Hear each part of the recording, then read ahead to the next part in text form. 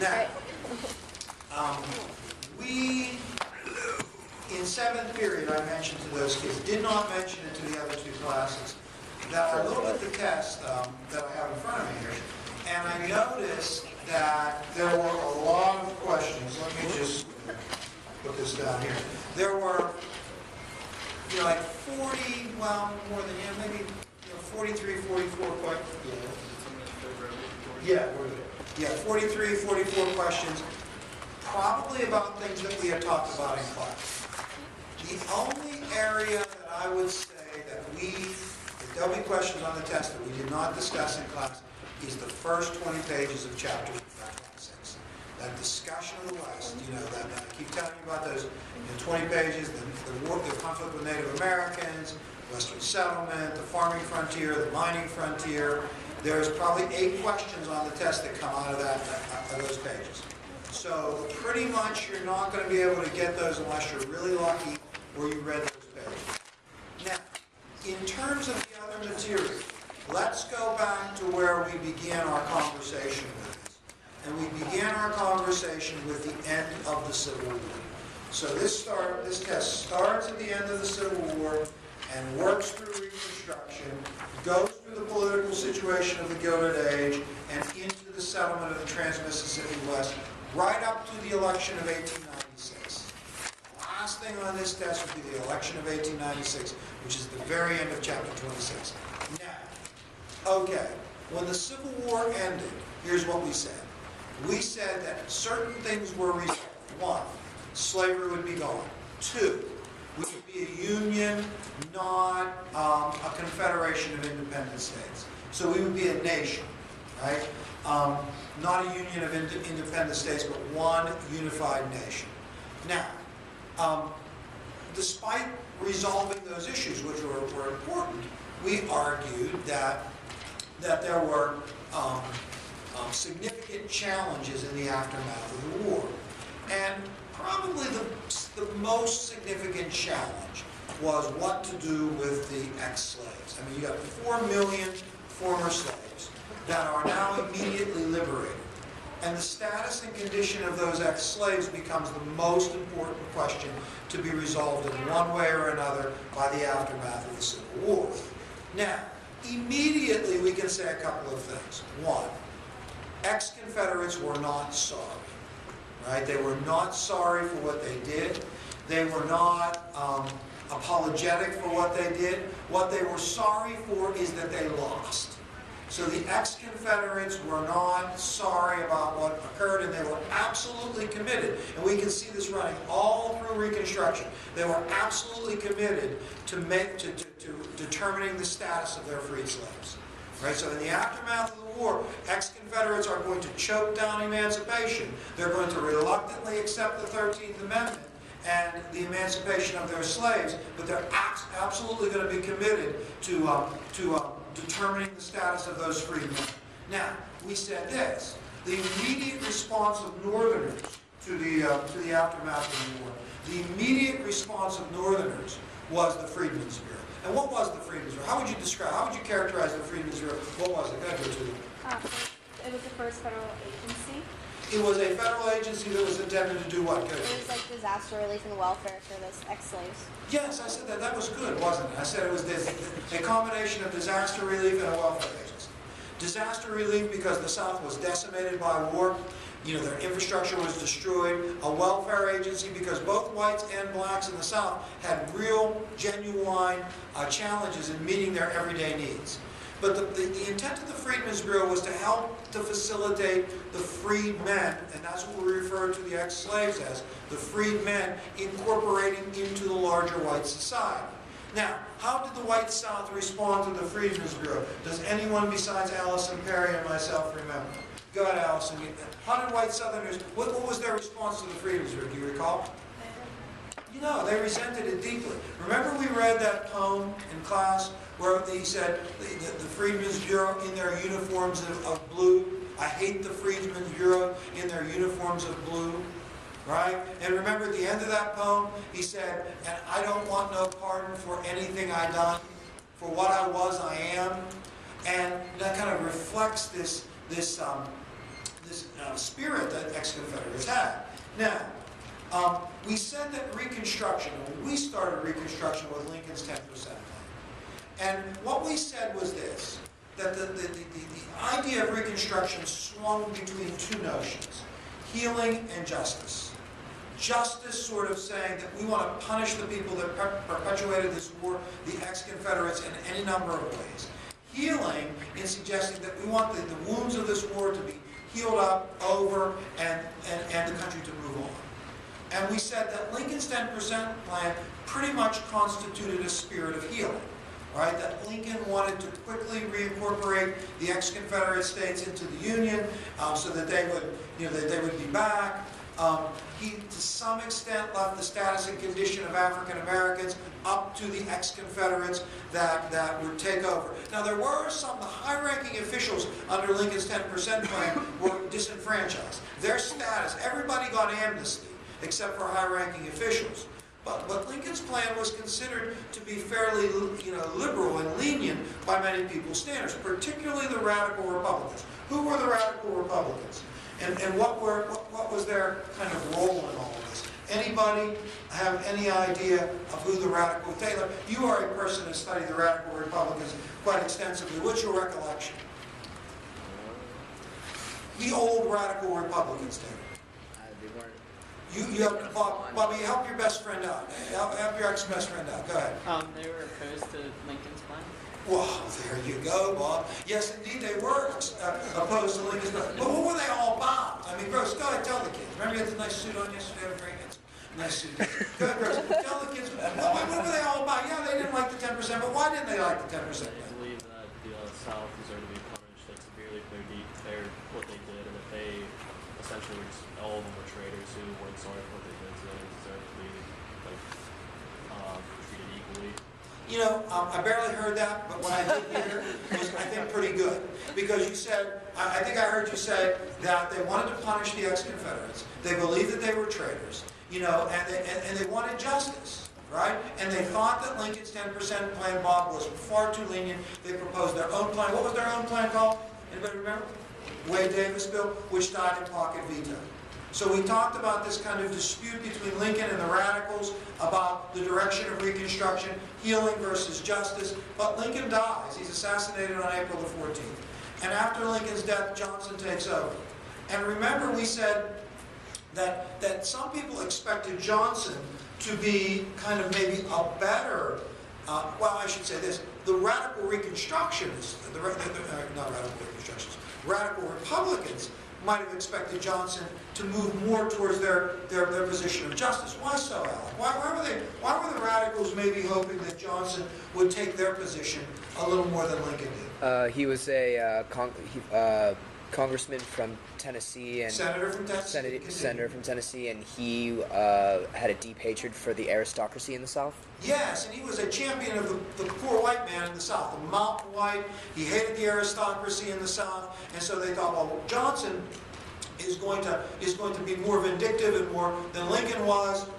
That doesn't transpire. Johnson's plan is not remarkably different from Lincoln's plan. The only real marked difference was that Johnson was not going to give blanket amnesty to everyone except for high-ranking Confederate officials. He was going to require people that owned more than $20,000 worth of property prior to the war to seek personal pardons from him. Now, under Johnson and Lincoln's plan, if you can envision this, Lincoln dies April 14th, 1865. Johnson takes over. By the time of Lincoln's death, some of the states had conformed to what Lincoln had asked in his 10% plan. Johnson recognized that. The other states, I think 8 of them, conformed to Johnson's version of Lincoln's plan. And by December of 1865, all 11 ex-Confederate states had done everything that either Lincoln or Johnson had asked them to do in terms of Reconstruction. However, when they came, when they wrote new constitutions and elected new state officers and finally came to Washington to seat their representatives in Congress, thus completing Reconstruction, Congress rejected them. Said, we don't want, no, this is not adequate. 2 reasons. Why did Congress reject the Reconstruction program that had been implemented by Johnson and Lincoln? Yes.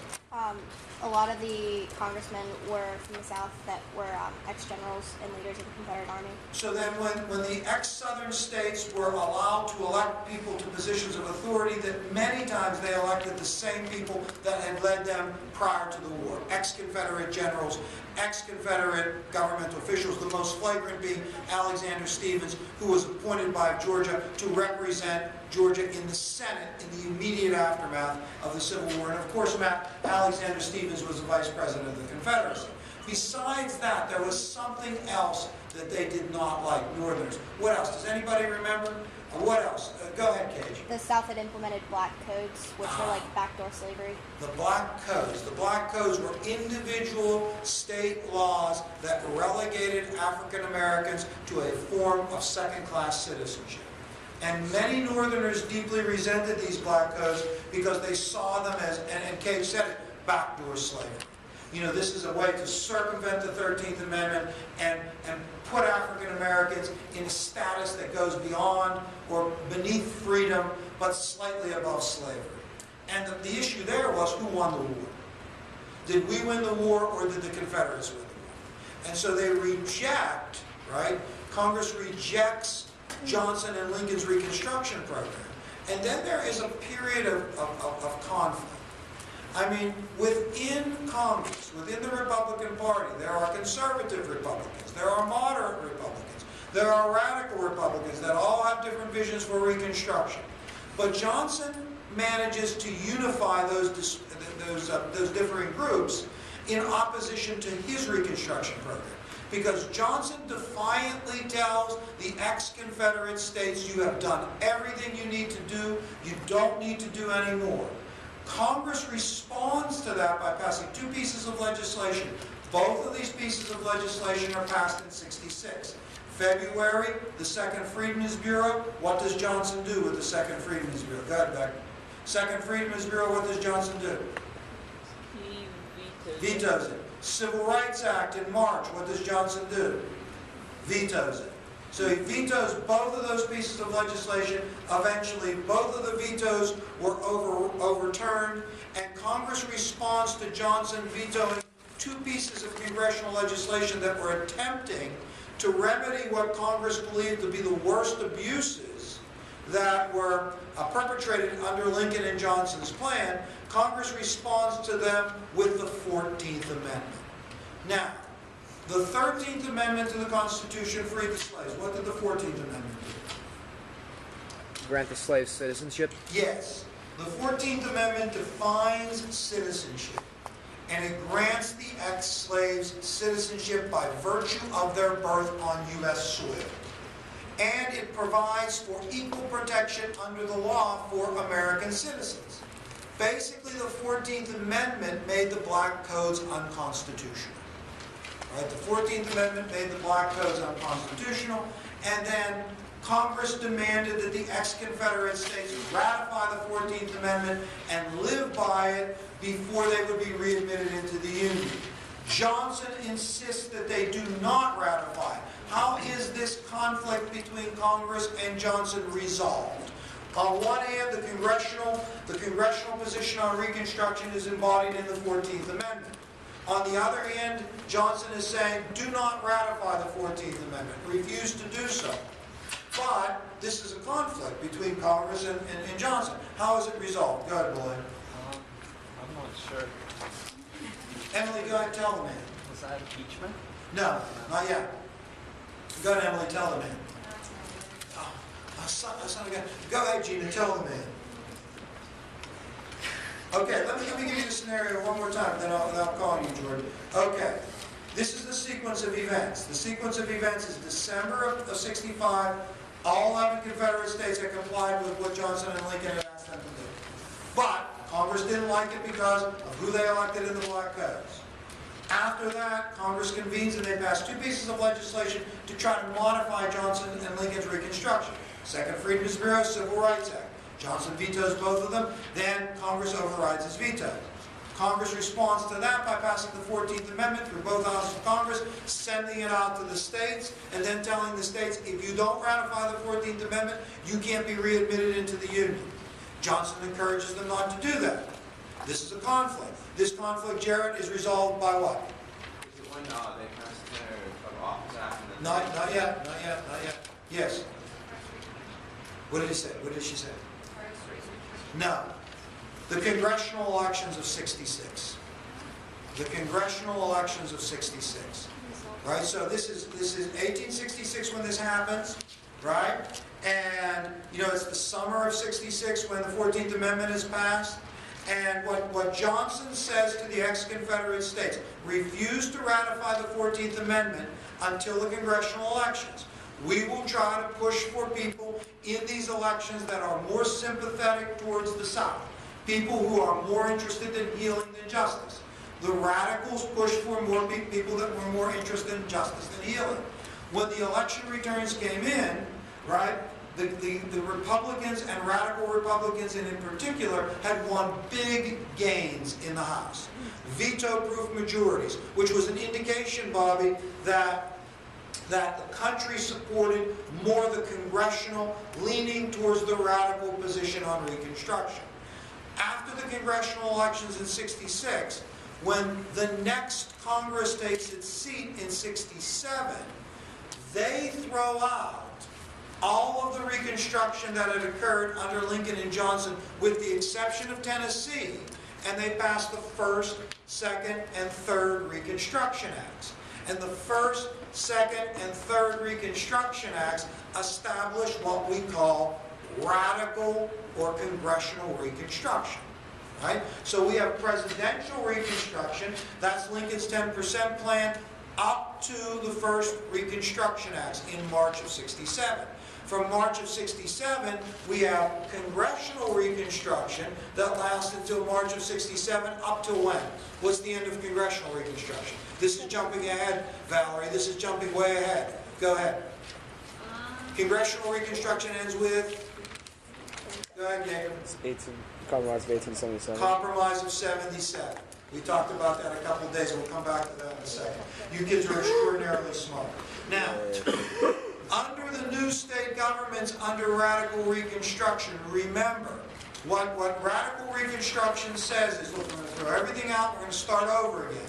Each of the states is going to reconstitute itself, create a new constitution, reconstitute itself, but this time, African American males will be eligible to vote, participate in government, and participate in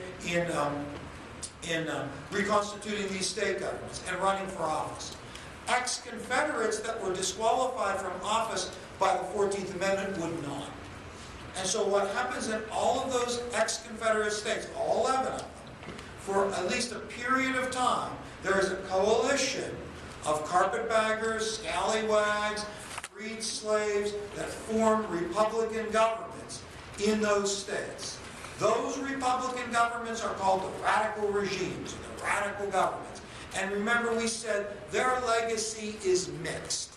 Critics of those governments accuse them of being inept, corrupt, inefficient, raising taxes. Defenders of those governments argue that they pushed the South forward, they pushed for needed reforms, but clearly white Southerners were resistant to them.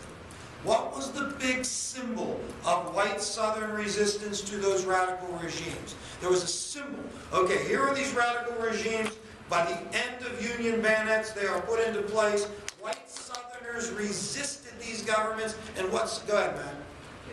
The Ku Klux Klan. What would the Ku Klux Klan? Could the Ku Klux Klan be described as a terrorist organization that attempted to terrorize that coalition of groups in order to overthrow these governments and redeem white rule in the South, called redemption. Redeemer rule in the South basically was synonymous with the Democratic Party retaking power. And by 1877, that's what had transpired. The Democratic Party had retaken power.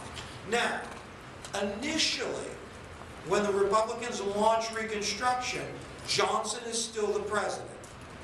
Right? Johnson is still the president. In order to kind of weaken Johnson's ability to undermine him, they passed the Tenure of Office Act and the Command of the Army Act. It is Johnson's violation of the Tenure of Office. And how does Johnson, incidentally, violate the Tenure of Office Act in February It is February, Marie, of 68. How does he violate the tenure laws? Yes, he fires Secretary of War Stanton. And by doing so, he violates the Tenure of Office Act, which launches the impeachment proceedings against him. And remember when we had, Kendrick, that moment of civics where we explained impeachment is to charge, right, a president with high crimes and misdemeanors, and then Congress or the House of Representatives presses those charges in the Senate, and the Senate sits in judgment, and that trial is overseen by the Supreme Court Justice, or the Chief Justice of the Supreme Court, and then the Senate would vote on those charges. And if the Senate would vote by a 2/3 majority to convict the president of any of the charges that were pushed, right, or pressed, then the president would be removed. Was Johnson convicted? Was Johnson convicted? Dear Emily, was Johnson convicted? He was not, right? Why not? Why wasn't Johnson convicted? I mean, he had clearly violated the Tenure of Office Act, did he not? I mean, he fired Stanton. I mean, so Marie violated the Tenure of Office Act. So, dear Yakutich, why was he not convicted and removed?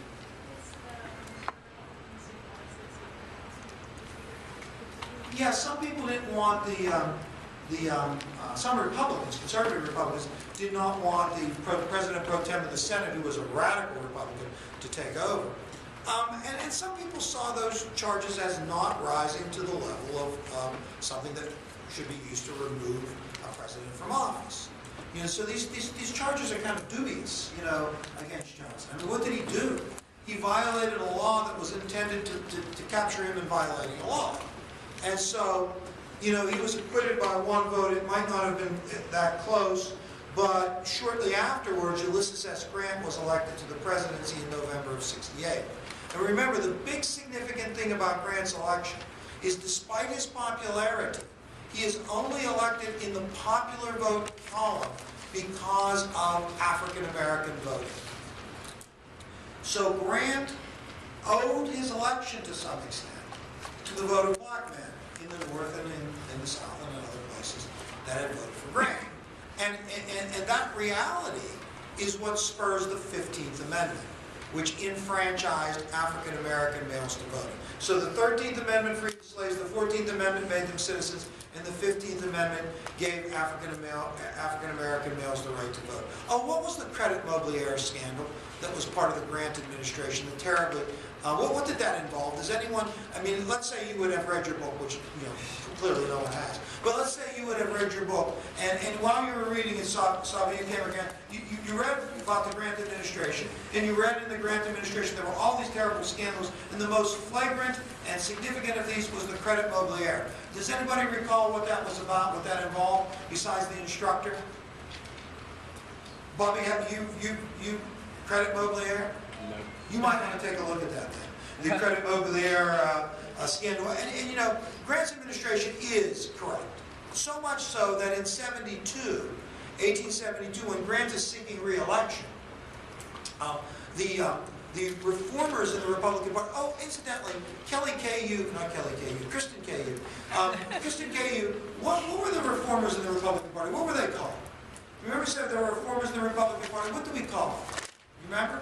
We said there were the half-breeds, there were the stalwarts, and there were the mugwumps. And the mugwumps were the do-gooders in the Republican Party, and they are so upset with Grant's corruption. But what do? They nominate their own candidate. Who is their candidate? Does anybody remember in '72 the mugwump candidate is? Go ahead, Greeley. Greeley. Horace Greeley. And then what did the Democrats do? They also nominated Greeley. Right? So it's Greeley versus Grant. Who ended up, Jackie, winning that election? Grant is re-elected, right? Now, once we re-elected Grant, you know, we began to talk a little bit about the political situation in the Gilded Age. And we did mention that one of the things that was true of politics in the Gilded Age is that the Republicans were divided amongst these factions. The mugwumps, the reformers, the stalwarts. Who was the leader of the stalwarts? I mean, we talked about him, we love his name, Bill Cage, Roscoe Conklin. And then my favorite person, Alex, who was the leader of the half-breeds, James Blaine of Maine, the Continental Liar from the state of Maine. Right? You know, so we said that the Republicans were a divided party. Now, we said despite the division amongst the Republicans and amongst the Republicans, that one of the things that characterized the politics of this time period was the closeness of elections. Parity. The parties were very close.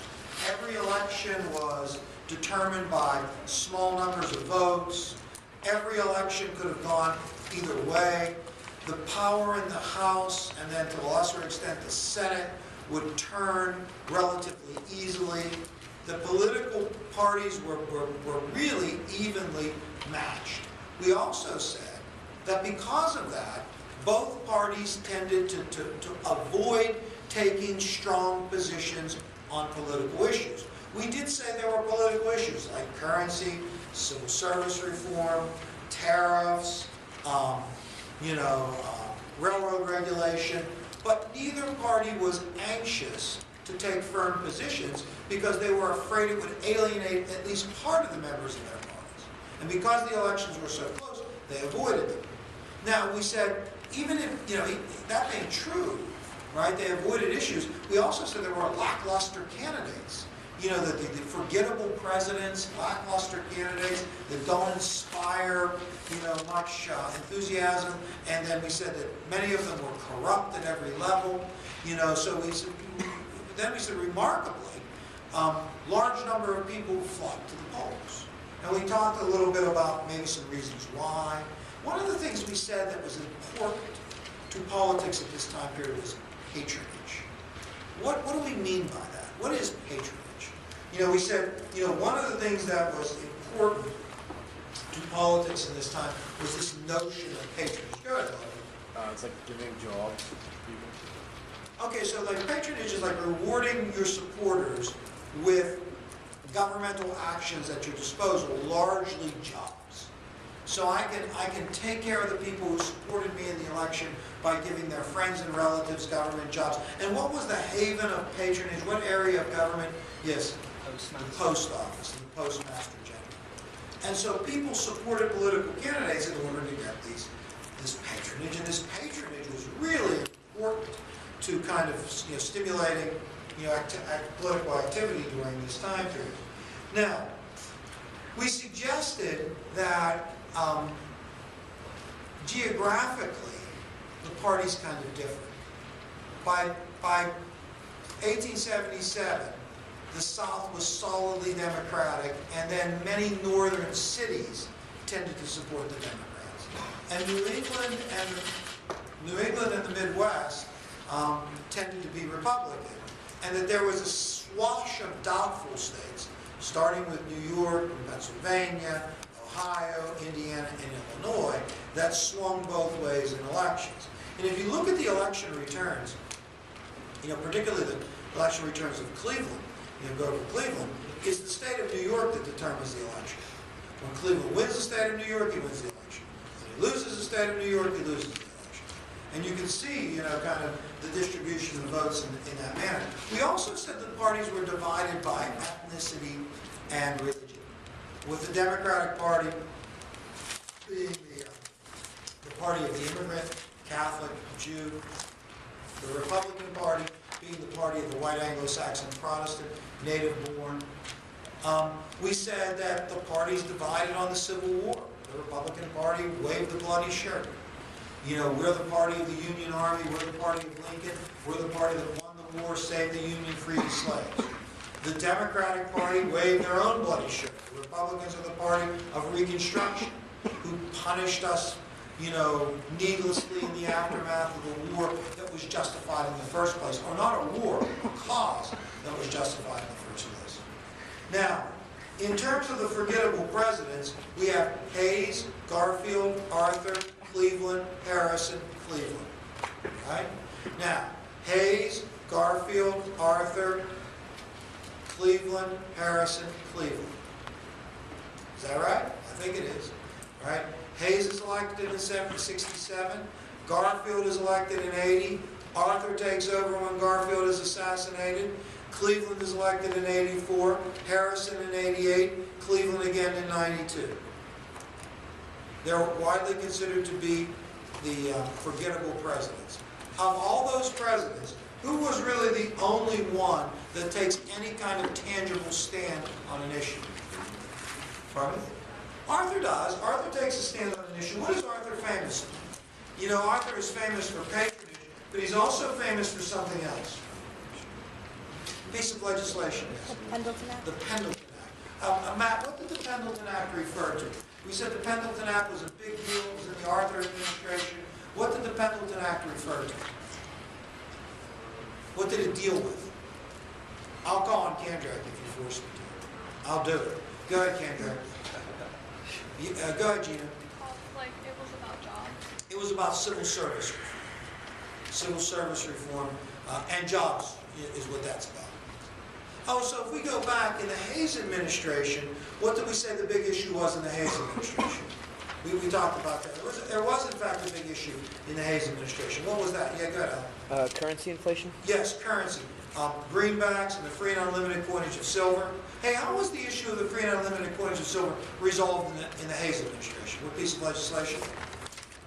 Anybody remember? Go, Taylor. The Resumption Act? Not the resumption. That was greenbacks, yes. Bland-Allison Act. The Blaine-Allison Act. All right? That resolved the free and unlimited coinage of silver temporarily. All right? In the Garfield administration, the issue is civil service reform. And civil service reform is resolved with the Pendleton Act. And in the Cleveland administration, what becomes the issue? Tariffs. Correct, tariffs.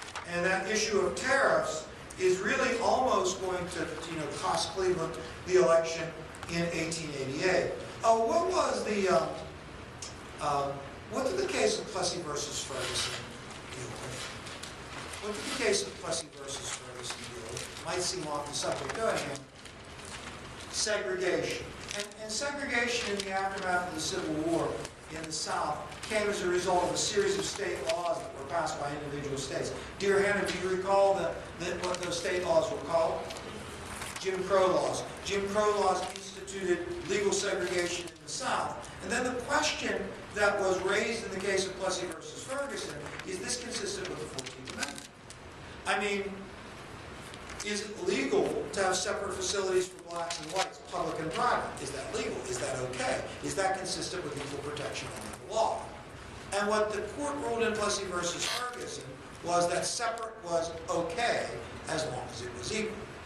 And so this constitutionalizes the Jim Crow laws of the South. Who was elected to the presidency in '88? Over Cleveland, Harrison, Benjamin Harrison. And what was unique about the election of '88 was that there was a tangible issue that divided the parties. That was the tariff, Cleveland being for low tariffs, Harrison being for high tariffs. But also the Republicans sweep the House, the Senate, and the presidency. And when they do so, they pushed the legislation that we mentioned yesterday. The $1 billion Congress, right? And they pushed the McKinley tariff. And the McKinley tariff was a tariff that really elevated tariffs to heights that really hadn't been seen before. What is it? A music box. Somebody has Kendrick has a music box that he is playing. Right? So the McKinley tariff, there were 4 pieces of legislation that were part of the $1 billion Congress. One of them was the McKinley tariff, Sherman Antitrust Act, Sherman Silver Purchase Act, and the Civil War Pension Act. Correct? 4 pieces of legislation that were part of. Oh, why did they call it the $1 billion Congress? I mean, well, yeah, go ahead. It was the first time that they spent $1 billion in the government. It's the first time the government had spent $1 billion.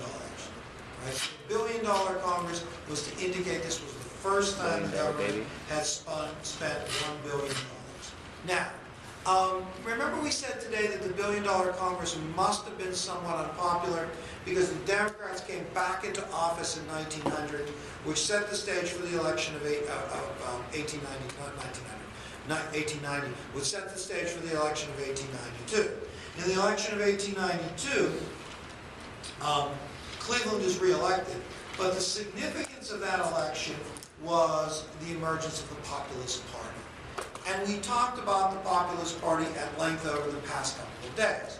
We said, look, the Populist Party represents a manifestation of agrarian discontent, unhappy farmers. Unhappy farmers are unhappy because their circumstances had deteriorated. prices for their products had fallen. They felt out of control of their circumstances, and around them, all the people who were associated with them seemed to be flourishing, and they were languishing. And so they resented this, and they attributed it to a conspiracy between Wall Street and government against them. And they set forward to kind of remedy that in certain ways with their platform, which we went over today. And what they said they wanted to do was unite all workers. We said they wanted a more active government that would take a direct role in the economy to break with laissez-faire.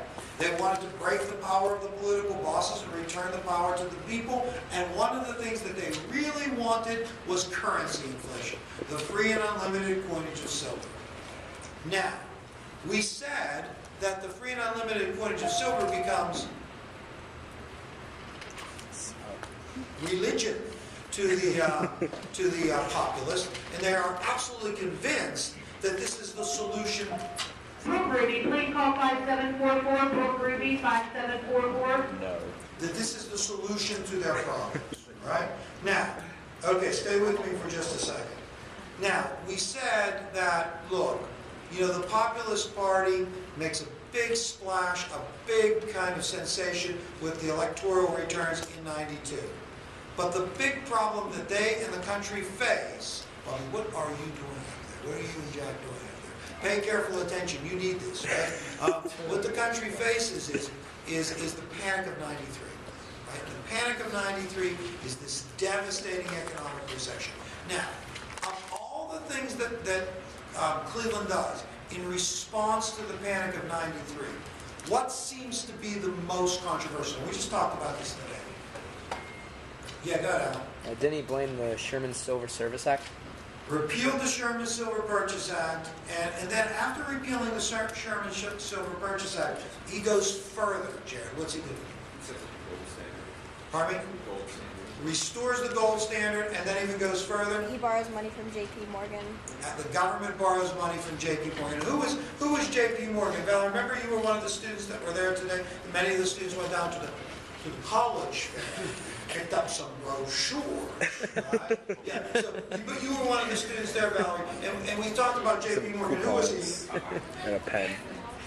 He was the face of Wall Street. He was the banker's bank. He was the embodiment of evil for the populace, and Cleveland had made a deal with him. We also talked about the Pullman strike. We talked about Coxey's Army today. You know, and we set the stage in our conversation today for the election of 1896. And in third and seventh period, we nominated William Jennings Bryan for the Democrats and McKinley for the Republicans. In fourth period, we are going to do that tomorrow. Now, not only are we going to do that tomorrow, but we're also going to go through the election of 1896 and then talk about the aftermath. That will end it. However, before you leave, in terms of Chapter 26 and the settlement of the Trans-Mississippi West, some things to consider.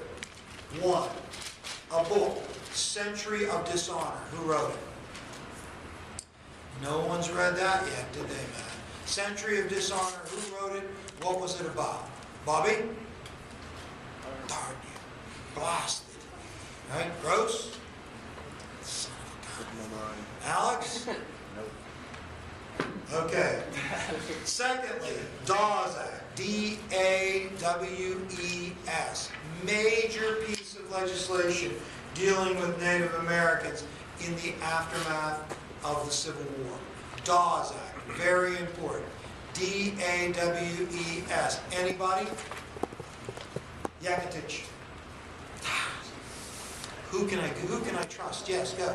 It tried to make rugged individuals instead of the Indians. That's exactly right. It deals with, you know, trying to reform the Indian culture. Right? One other thing. Now, this is not limited. This is not. These are just major things that you might want to look into when you read those. Isn't the test Friday? Yeah. So then the kids haven't read those. You don't do anything like early. I'm sorry. Yeah, but one other, Homestead Act. I will tell you about the Homestead Act. That was passed in the Civil War. And basically the Homestead Act provided for free land. there had always been a discussion in American history about the government owning land, selling that land, surveying the land. With the Homestead Act, it finally became free. You want land in the West, you got it for nothing. Right? The Homestead Act obviously perpetuated Western settlement, and that's the area of the Trans-Mississippi West. And that's a big deal, but the details of that are kind of important. So those are three things that I would take a peek at for the test on Friday, but that doesn't constitute everything out of that chapter. And so one of the things that now this is something that I'm just going to throw out there, but a lot of people before they take tests, they'll study. Whoa. And you know, it's crazy. But I just want to just make that suggestion that you've heard of it. Study. Right? So just think about it. Don't get think about it. Maybe think about stuff. All right.